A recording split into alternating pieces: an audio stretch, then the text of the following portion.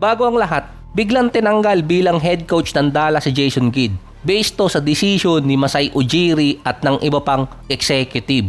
Pero based naman sa report, gusto na rin kasing umalis talaga ni Jason Kidd dito sa Dallas.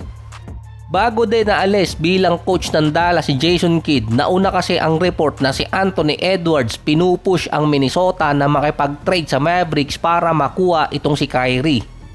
Bukod doon, kalaban din ng Minnesota kung sakali ang Houston Rockets kay Kyrie. Dahil naman sa report na si VanVleet i-reconstruct ang kanyang kontrata dahil naka-player option na siya pagdating ng July or June. Dahil si VanVleet at si Masai Ujiri connected din dati sa Toronto. Kailangan ng point guard nitong Houston Rockets, pero sa pagitan nilang dalawa ng Minnesota, much better na mapunta si Kyrie sa Minnesota dahil mas leader pa ngayon si Anthony Edwards. Sa Rockets kasi walang leader dun.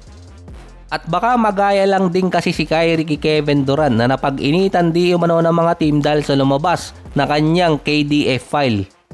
Based din naman sa ibang report, naghahanap pa si Masai Ujiri na magiging mentor para kay Flag at hindi si Kyrie ang nakikita or naiisip niya. Naging questionable tuloy kung si Kyrie ba mariretain ng Dallas dahil sa ginagawa ngayon na rebuild ng management. At tanging sa Dallas lang din naging okay si Kyrie nito mga nakaraang taon. Kaso nga lang, nawala si Luka, nawala si Mark Cuban, andun pa rin pero wala na siyang power sa management. Ngayon naman yung kanyang head coach si Jason Kidd. May natitira pang 2 taong kontrata kay Kyrie, 39 at 42 million. Player option pa yung isa at tradable contract din dahil mid-tier ang kontrata ni Kyrie. Makakabalik na siya next season matapos nga makarecover sa ACL injury at kinukonsider na ng ibang team na healthy na si Kyrie. Sa Toronto, kilala din si Masai Ujiri na nagte-trade ng veteran player.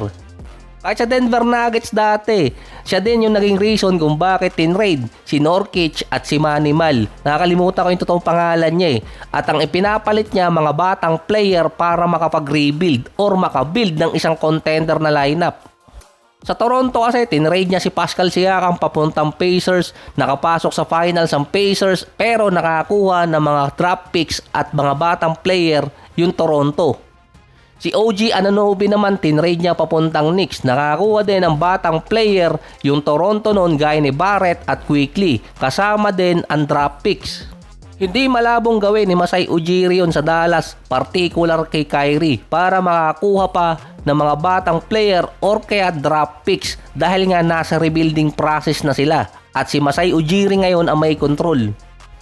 Ang problema nga lang ngayon ni Masai Ujiri kung kailan siya tatiming na i-trade niya si Kyrie dahil yung ibang fans ng Dallas hindi pa nakaka-move on sa trade nitong si Luka paalis sa kanila. Ang Minnesota pa naman, aggressive na team na makakuha ng star player. Bukod kay Giannis, kasama na rin ngayon si Kyrie na mas pinupush ni Anthony Edwards. Sa pagitan din ng dalawang star, kung makikipag-trade sakali, mas makukuha ng Minnesota si Kyrie kumpara kay Giannis. Dahil kung makikipag-trade ang Minnesota kay Giannis, kailangan nila ng isang team na sasama sa kanila dahil nga malaking trade package yung hinihingi ng Bucks. Kung kay Kyrie naman, kaya ang isang first rounder at 2 second rounder. Pwede pa nilang dagdagan ng isa. Plus, andun si Naz Reid na sinasabing pwedeng bitawan na or kaya si Randle. Magiging pillar naman si Donte na hindi makakapaglaro next season dahil nga sa injury. Pero pwede siyang magamit ng team bilang pang-clear ng cap space. Mas papabor din sa Minnesota kung si Kyrie ang tatargetin nila kumpara kay Giannis dahil mas malaki ang value kay Giannis at maraming draft picks din. Parang mas may chance pa nga ang Detroit kay Giannis kumpara sa Minnesota kung maglalaban yung dalawang team sa trade. Kasunod pa nun si Klay Thompson, gustong mapunta rin sa isang contender na team. Parang nagpaalam na si Klay sa Dallas nung nakaraan pa after nilang malaglag sa playoffs. Pwede din kasing maging pillar si Klay kung ipapackage siya kay Kyrie. Katulad din ni Kyrie yung sitwasyon niya Iniwan siya ni Luka, iniwan siya ni Jason Kidd. Ngayon naman, posibleng iwan siya ni Kyrie.